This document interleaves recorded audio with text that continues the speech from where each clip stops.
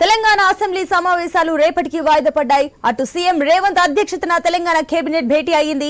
ఈ భేటీలో పలు కీలక నిర్ణయాలు తీసుకునే అవకాశం ఉంది.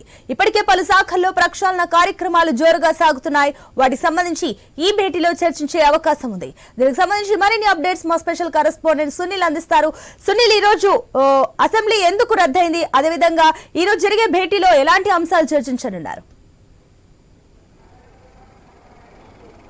అసెంబ్లీ రెండో రోజు ఉదయం 10:30కు ప్రారంభమైన తర్వాత మొదటి రోజు ప్రమాణ స్వీకారం చేయని సభ్యులు ఎవరైతే ఉన్నారో వాళ్ళు ప్రమాణ స్వీకారం చేశారు.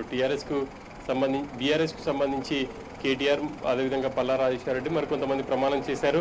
అదేవిధంగా కాంగ్రెస్ సభ్యులు కూడా కొంతమంది ప్రమాణ స్వీకారం చేయాల్సింది, వాళ్ళు ప్రమాణ స్వీకారం చేశారు. ప్రమాణ స్వీకారం తర్వాత స్పీకర్ ఎన్నికను ప్రకటించారు. ప్రొటెం స్పీకర్గా ఉన్నటువంటి అక్బరుద్దీన్ స్పీకర్ని ఎన్నికను ప్రకటించారు. స్పీకర్గా గడ్డం ప్రసాద్ని ఎన్నుకున్నారు. ఏకగ్రీవమైంది. ఆ తర్వాత ఆయనకు సీఎంతో పాటు డిప్యూటీ సీఎం, ప్రతిపక్షాల నేతలందరూ కూడా ఆయనకు అభినందనలు తెలిపారు, శుభాకాంక్షలు కూడా వాళ్ళు తెలిపారు. ఆ తర్వాత స్పీకర్ ఎన్నికకు సంబంధించి వాళ్ళ ఒపీనియన్స్ కూడా సీఎంతో పాటు విపక్ష నేతలందరూ కూడా చెప్పడం జరిగింది. ఆ తర్వాత సభ వాయిదా పడింది. వాయిదా పడిన తర్వాత మళ్ళీ కాసేపటి క్రితమే అసెంబ్లీ హాల్లోనే క్యాబినెట్ భేటీ ప్రారంభమైంది. కొద్దిసేపటి క్రితమే ఈ భేటీ ప్రారంభమైంది. రేపు గవర్నర్ ప్రసంగం ఉండబోతా ఉంది. ఆ గవర్నర్ ప్రసంగం ఆమోదం కోసం క్యాబినెట్ భేటీ అయింది. ఆ క్యాబినెట్ భేటీ తర్వాత బీఏసీ సమావేశం ఉండబోతోంది. ఈ సమావేశంలో అసెంబ్లీని ఎన్ని రోజులు రన్ చేయాలి, ఏంటి అనేది ఇటు బీఏసీలో నిర్ణయం తీసుకోబోతున్నారు. బీఏసీలో కాంగ్రెస్తో పాటు అదే బీఆర్ఎస్, బీజేపీ, ఎమ్మెల్యేలు అందరూ ఉండబోతున్నారు.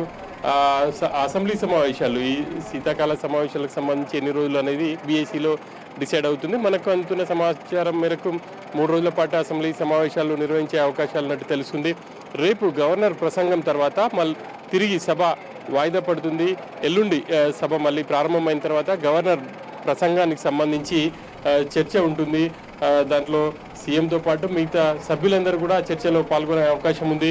ముఖ్యంగా ఈ గవర్నర్ ప్రసంగానికి సంబంధించి ఇప్పటివరకే సీఎం వివిధ శాఖలతో రివ్యూ చేశారు. వాటన్నిటికి సంబంధించి గవర్నర్ ప్రసంగంలో పొందుపరిచే అవకాశాలు ఉన్నట్టు తెలుస్తుంది. ముఖ్యంగా రాష్ట్ర ఆర్థిక పరిస్థితి ఎలా ఉంది, టీఆర్ఎస్ సంబంధించి బీఆర్ఎస్ ప్రభుత్వం చేసిన అంటే సంక్షేమం సంబంధించి చాలా అప్పులు చేసిందని చెప్పేసి చెప్తుంది. వాటన్నిటికి సంబంధించి కూడా గవర్నర్ బడ్జెట్లో పొందుపరిచే అవకాశాలు ఉన్నట్టుగా కూడా తెలుస్తుంది. రేపు గవర్నర్ ప్రసంగం తర్వాత మళ్ళీ అసెంబ్లీ వాయిదా వేసే అవకాశాలే ఎక్కువ కనిపిస్తున్నాయి. ఎల్లుండి తిరిగి అసెంబ్లీ ప్రారంభమవుతుంది. అసెంబ్లీ ప్రారంభమైన తర్వాత గవర్నర్ ప్రసంగంపై చర్చ ఉంటుందని చెప్పేసి తెలుస్తుంది. సునీల్, మరోపక్క పలు శాఖల్లో ప్రక్షాళన కార్యక్రమాలు జోరుగా సాగుతున్నాయి. దీనికి సంబంధించిన డీటెయిల్స్ ఏంటి? ఇప్పటికే సీఎం రేవంత్ రెడ్డి వివిధ శాఖల అధికారులతో ఉన్నత స్థాయి సమీక్ష నిర్వహించారు. ముఖ్యంగా ఆయన సీఎంగా బాధ్యతలు స్వీకరించిన మొదటి రోజే ఎలక్ట్రిసిటీపై రివ్యూ నిర్వహించారు.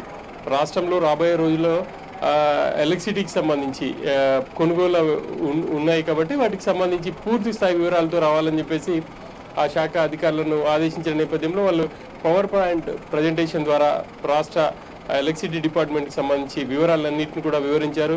కొత్తగా ఈ 10 ఏళ్లలో చేపట్టినటువంటి సబ్స్టేషన్లు కావచ్చు, లేకపోతే కొత్త లైన్లు కావచ్చు, వీటన్నిటికి సంబంధించి సీఎంకి వివరించారు. అదేవిధంగా పవర్ని ఎక్కడి నుంచి ఎంత కొనుగోలు చేశామన్న వివరాలను కూడా అందించారు. అదేవిధంగా ఆయన ధరణి కావచ్చు, అదేవిధంగా మెట్రో రైలు, వీటన్నిటికి సంబంధించి కూడా ఆయన పూర్తి స్థాయిలో సమీక్ష నిర్వహించారు. పలు కీలక నిర్ణయాలు తీసుకున్నారని చెప్పాలి. ధరణికి సంబంధించి ఓ కమిటీని వేశారు. ఆ కమిటీకి సంబంధించి కూడా నివేదిక ఇచ్చిన తర్వాత రాబోయే రోజుల్లో ఒక నిర్ణయం తీసుకునే అవకాశం ఉంది. మెట్రో రైలుకి సంబంధించి కూడా ఆయన రాత్రి రివ్యూ చేశారు. వాటికి సంబంధించి కూడా పలు కీలక నిర్ణయాలు అయితే తీసుకున్నారు.